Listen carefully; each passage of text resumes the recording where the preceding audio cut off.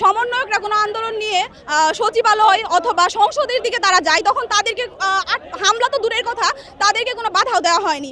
তাহলে আমরা কেন আন্দোলন নিয়ে আসলে আমাদের উপর অতর্কিত যে হামলা, টিয়ার শেল, আমার ভাইরা এখন ঢাকা মেডিকেলে, ন্যাশনাল মেডিকেলে তারা ভর্তি আছে, আমাদের সাথে কেন বৈষম্য করা হবে? তাহলে একটা পক্ষের দিকে প্রতি এখানে দেখা যাচ্ছে আমরা একটা সুবিধা দিচ্ছি, একটা পক্ষকে আমরা সুযোগ করে দিচ্ছি, আরেকটা পক্ষ এখানে ন্যায্য দাবি নিয়ে আন্দোলন করতে আসছে, এখানে শিক্ষার্থীদের ন্যায্য দাবিতে আন্দোলন করতে আসছে, সেই আন্দোলনে পুলিশ যেভাবে বাধা দিচ্ছে। সমন্বয়কদের যখন করা হয় তখন তো কিছু বলা হয় না, আমাদের কেন আটকানো হলো?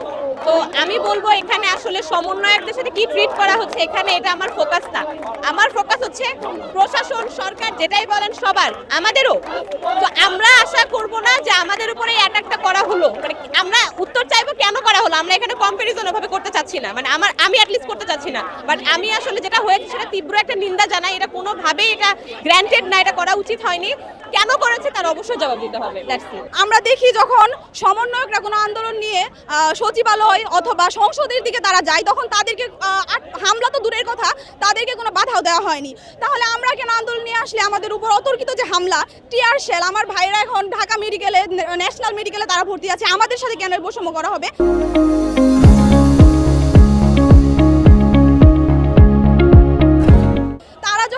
আন্দোলন নিয়ে তাদেরকে তো হামলা তো দূরের কথা, তাদেরকে আটকানোর যেটা চেষ্টা সেটাও করা হয় না। তাহলে কেন আমাদের উপরে এইভাবে অতর্কিত হামলা করা হয়?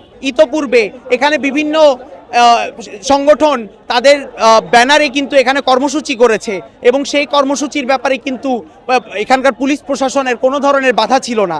তাহলে একটা পক্ষের দিকে প্রতি এখানে দেখা যাচ্ছে আমরা একটা সুবিধা দিচ্ছি, একটা পক্ষকে আমরা সুযোগ করে দিচ্ছি, আরেকটা পক্ষ এখানে ন্যায্য দাবি নিয়ে আন্দোলন করতে আসছে, এখানে শিক্ষার্থীদের ন্যায্য দাবিতে আন্দোলন করতে আসছে, সেই আন্দোলনে পুলিশ যেভাবে বাধা দিচ্ছে।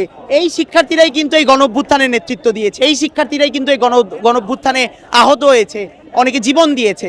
তাহলে সেই শিক্ষার্থীরা, জগন্নাথ বিশ্ববিদ্যালয়ের শিক্ষার্থী বলি বা আজকে বিভিন্ন বিশ্ববিদ্যালয়ের শিক্ষার্থীরা বলি, যে তাদের ক্রাইসিস নিয়ে কথা বলছে, সেই ক্রাইসিসের কথাগুলো কেন রাষ্ট্র শুনবে না? একটা যৌক্তিক আন্দোলনে আমাদের 3 দফা দাবিতে আমরা রাস্তায় নেমেছি।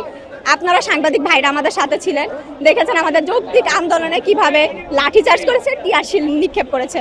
একটা মৌলিক অধিকার আদায়ের জন্য যদি আমাদেরকে এত হ্যারাসমেন্টের শিকার হতে হয়, সেই ক্ষেত্রে আমার সরকারের কাছে একটা প্রশ্ন, যে একটা পাবলিক ভার্সিটির শিক্ষার্থীদের হল নাই, আবাসন নাই, এইটার জন্য শিক্ষার্থীরা কার কাছে যাবে?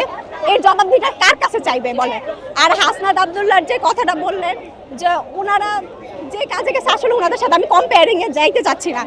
তারা আওয়ামী লীগকে নিষিদ্ধ দাবিতে এখানে এসেছে, তাদের অধিকার, যেমন আন্দোলন করার একটা অধিকার আছে, তাদের আন্দোলন যৌক্তিক বইলা সরকার সেই অধিকারটা দিছে। আমাদের আন্দোলন তো অযৌক্তিক না, তাহলে আমরা কেন অধিকারটা পাবো না? তাহলে হইলো না যে সোনার বাংলায় 2 ধরনের বৈষম্য, যার ক্ষমতা আছে বা যার ফেস ভ্যালু আছে তাকে আপনারা সুযোগ দিচ্ছেন, আর যারা সাধারণ শিক্ষার্থী পুরে মানে মরতেছে ধীরে ধীরে, তাদেরকে আপনারা আরো মৃত্যুর মুখে ঠেলে দিতেছেন।